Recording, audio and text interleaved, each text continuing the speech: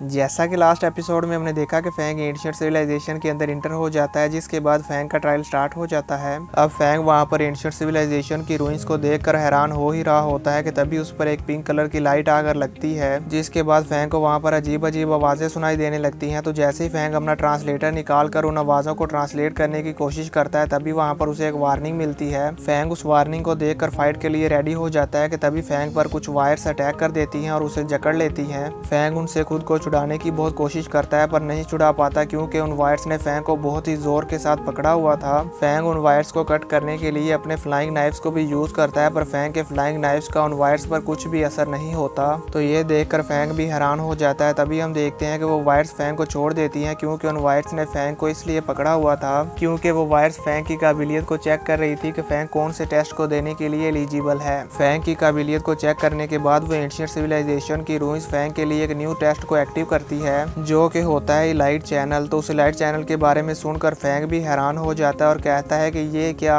ये light channel अब कहां से अपेयर हो गया। मुझे तो चैनल ए और चैनल बी के बारे में मालूम था कि मुझे चैनल ए या बी के अंदर जाना है, जिसके अंदर जाने के बाद मेरा ट्रायल स्टार्ट हो जाएगा। पर यहाँ पर फैंग के पास कोई भी चॉइस नहीं थी, क्योंकि वो यहाँ से वापस भी नहीं जा सकता जब तक कि उसका ट्रायल खत्म नहीं हो जाता। जिसके बाद हमने देखा कि फैंग उस लाइट चैनल के टेस्ट को पास करने के लिए उसके अंदर चला गया था, और उसके अंदर जाने पर फैंग को बहुत सारी टनल्स नजर आती हैं। तो फैंग उन टनल्स को देखकर कंफ्यूज हो जाता है और उनमें से एक टनल्स के अंदर चला जाता है, जिसके अंदर जाने के बाद फैंग को फिर से आगे 9 टनल्स और नजर आती हैं। उन टनल्स को देखकर फैंग वहीं पर रुक जाता है और कहता है कि यहाँ पर तो 9 और टनल्स आ गई हैं। अगर मैं इनमें से किसी एक के अंदर गया तो फिर मैं यहाँ से वापस जाने का रास्ता भूल जाऊंगा। ये तो एक भूल भुलैया की तरह है। अभी फैंग इस बारे में सोच ही रहा होता है कि तभी वहाँ पर एंशिएंट सिविलाइजेशन के कुछ वॉरियर्स बाहर आ जाते हैं, जो कि एक वेनम जैसे लिक्विड में से बाहर आ रहे थे। और यहाँ पर ऐसे बहुत सारे वॉरियर्स आ जाते हैं, जिन्हें देखकर फैंग भी हैरान हो जाता है। इन्हें देखने के बाद फैंग अपनी माइंड पावर को यूज करता है और अपने आसपास के एरिया को स्कैन करके देखने लगता है कि यहाँ पर ऐसे और कितने लोग हैं। अब जैसे ही फैंग इन्हें स्कैन करके देखता है तो वो कहता है यहाँ पर तो ऐसे 9 पीपल्स हैं जो कि बहुत ही स्पीड के साथ मेरी तरफ आ रहे हैं, और अगर इन सब ने मुझे चारों तरफ से घेर लिया तो मेरा यहाँ से बच पाना मुश्किल हो जाएगा। इसलिए फैंग भी फाइट के लिए रेडी हो जाता है और अपना आर्मर पहनकर उनके साथ फाइट करने लगता है।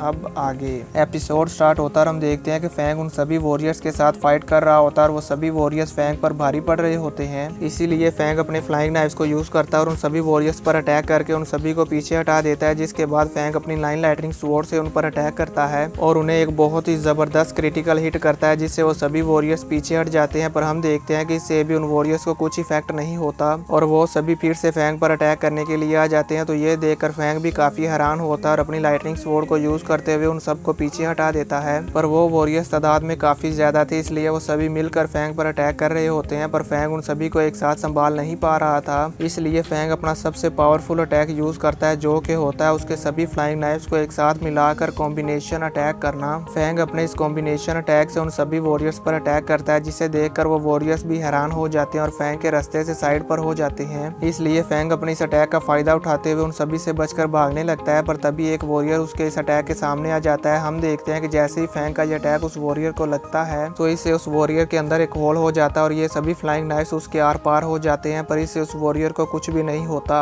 और उसका वो घाव फिर से भर जाता है। तो ये देखकर फैंग भी हैरान हो जाता है। हम देखते हैं कि वो सभी वॉरियर्स फिर से फैंग पर अटैक करने लगते हैं, क्योंकि उन सभी वॉरियर्स पर फैंग के इतने ज्यादा पावरफुल अटैक का भी कुछ असर नहीं हो रहा था। तो इसलिए फैंग उन सब से बचकर भागने लगता है और जो भी फैंग के रास्ते में आ रहा होता है फैंग उस पर अपनी 9 लाइटनिंग स्वॉर्ड और अपने इस कॉम्बिनेशन अटैक से उन पर अटैक करता है। पर वो सभी फिर भी फैंग का पीछा नहीं छोड़ रहे थे और उसका पीछा कर रहे थे। और लास्ट में एक ऐसा पॉइंट आता है जिस पर वो सभी वॉरियर्स फैंग को पकड़ लेते हैं और फैंग को अपने वैनम के अंदर जकड़कर उसे मारने की कोशिश करते हैं। फैंग उस वैनम से खुद को फ्री कराने की बहुत कोशिश करता है पर नहीं करा पाता और हम देखते हैं कि वो सारा वैनम फैंग की पूरी बॉडी को कवर कर लेता है। तो ये देखकर फैंग भी अपनी 9 लाइटनिंग स्वॉर्ड की पावर को यूज करता है और अपनी लाइटनिंग पावर को यूज करते हुए उन सभी को एक बहुत ही बड़ा झटका देता है, जिससे वो सभी वॉरियर्स दूर जाकर गिरते हैं। और यहाँ पर उन सभी वॉरियर्स के दूर जाकर गिरने की वजह से फैंग को फिर से भागने का एक मौका मिल जाता है, इसलिए फैंग अपनी फुल स्पीड के साथ वहाँ से भागने लगता है। वो सभी वॉरियर्स फिर से उठ खड़े होते हैं और फैंग का पीछा करने लगते हैं और बहुत ही स्पीड के साथ फैंग के ऊपर एक जोरदार पंच मारते हैं। इतना काफी नहीं था कि तभी वहाँ पर 2-3 वॉरियर्स और आ जाते हैं, जो कि फैंग के उसी पॉइंट पर पंच मारते हैं जहाँ पर उस पहले वॉरियर ने पंच मारा था। ये देखकर फैंग जल्दी से अपने बाजू को सामने कर लेता है और इनके इस पंच को ब्लॉक करने की कोशिश करता है। पर हम देखते हैं हैं कि इन चारों का ये पंच अटैक इतना ज़्यादा पावरफुल होता है कि इसे हमें दिखाया जाता है कि फैंग के बाजू की बोन भी फ्रैक्चर हो जाती है और इन चारों वॉरियर्स के एक ही जगह पर अटैक करने की वजह से इतना ज़्यादा फोर्स इम्पैक्ट बनता है कि फैंग हवा में इनसे बहुत ही ज़्यादा स्पीड के साथ पीछे चला जाता है और वहाँ से फिर से भागने लगता है। तो वो बाकी वॉरियर्स फैंग का पीछा करने लगते हैं और फैंग पर अटैक करने लगते हैं। फैंग उन सभी से बचकर भागने की कोशिश करने लगता है और कहता है कि अगर ऐसा ही चलता रहा तो ये सब तो मुझे बहुत ही जल्दी मार डालेंगे और मैं इनसे बचकर नहीं भाग पाऊंगा। फैंग इन सभी वॉरियर से बचकर भाग ही रहा होता है कि तभी वो सभी वॉरियर्स एक साथ मिलकर एक बहुत ही बड़ा वॉरियर बन जाते हैं, जिसका सामना फैंग के लिए भी कर पाना मुश्किल था। और वो बड़ा सा वॉरियर फैंग को एक बहुत ही जोरदार पंच मारता है, जिसे फैंग डॉज कर लेता है और इस मौके का फायदा उठाते हुए अपनी 9 लाइटनिंग स्वॉर्ड के लेवल 4th अटैक को यूज करता है, जो कि बहुत ही ज्यादा पावरफुल होता है। ये इतना ज्यादा पावरफुल होता है कि जैसे ही फैंग उस बड़े से वॉरियर पर अपना ये अटैक करता है तो वो वॉरियर बीच में से कट जाता है और वहीं पर गिर जाता है। ये देखकर वहां पर मौजूद जो दूसरे वॉरियर्स होते हैं वो भी हैरान हो जाते हैं कि इस लड़के के पास इतनी ज्यादा पावर है कि ये हमारे इतने ज्यादा पावरफुल वॉरियर को बीच में से काट रहा है।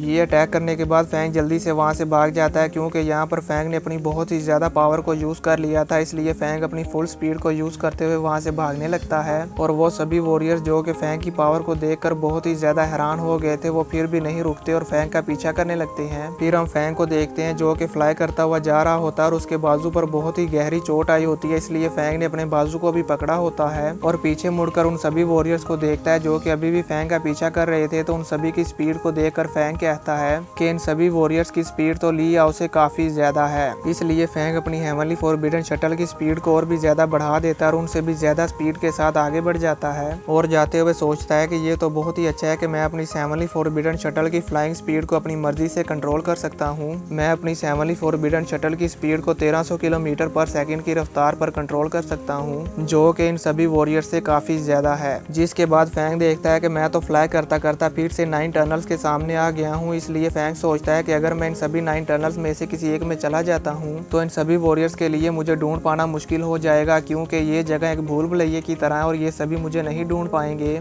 इसलिए फैंग बहुत ही स्पीड के साथ उन 9 टनल्स में से किसी एक टनल में चला जाता है। अब जैसे ही वो सभी वॉरियर्स वहां पर आते हैं तो वो उन 9 टनल्स को देखकर कंफ्यूज हो जाते हैं और वहीं पर वैनम बनकर गायब हो जाते हैं। जिसके बाद हम फैंग को देखते हैं जो कि फ्लाई करता हुआ जा रहा होता है और अपने पीछे देखकर कहता है ऐसा लगता है कि वो सभी वॉरियर्स अब मेरा पीछा नहीं कर रहे। अब चलते चलते फैंग फिर से एक 9 टनल्स वाली जगह के सामने आ जाता है और कहता है कि ये क्या, मैं तो फिर से 9 टनल्स के सामने आ गया। ये जगह तो वाकई एक भूल भुलैया की तरह है। फैंग अभी वहां पर रुककर इस बारे में सोच ही रहा होता है कि तभी वहां पर कोई चीज एक्टिवेट हो जाती है और वो बहुत ही स्पीड के साथ फैंग को एक बॉक्स में कवर कर लेती है। फैंग भी उस बॉक्स को देखकर बहुत ही ज्यादा हैरान हो जाता है। जैसे ही फैंग उस बॉक्स में से बाहर निकलने की कोशिश करता है तो वहां पर एक इल्यूजन क्रिएट हो जाता है और वहां पर बहुत सारे फैंग हो जाते हैं। फैंग की चारों तरफ फैंग ही फैंग हो जाते हैं और फैंग उन सब को देखकर कंफ्यूज हो जाता है और काफी हैरान भी होता है कि ये सब क्या हो रहा है। तभी हम देखते हैं कि फैंग वापस से उसी बॉक्स में आ जाता है और उस बॉक्स को अच्छे से ऑब्जर्व करने लगता है। जिसके बाद फैंग अपने एक हाथ से उस बॉक्स की दीवार पर टच करता है। अब जैसे ही फैंग उस बॉक्स की एक दीवार को टच करता है तो वो ऐसे टूट जाती है जैसे कि वो कोई मिरर हो और फिर उस बॉक्स की टूटी हुई दीवार फैंग को अपने अंदर खींच लेती है जैसे कि वो कोई ब्लैक होल हो। ये सब देखकर फैंग को भी कुछ समझ नहीं आता और वो भी बहुत ही ज्यादा हैरान हो रहा होता है। फैंग उसके अंदर खींचा जा रहा था तो फैंग को इस तरह से फ्लाई करता हुआ देखकर मुझे ऐसे लग रहा था जैसे कि फैंग स्पेस में सभी स्टार्स में से बहुत ही स्पीड के साथ होता हुआ ट्रेवल कर रहा हो।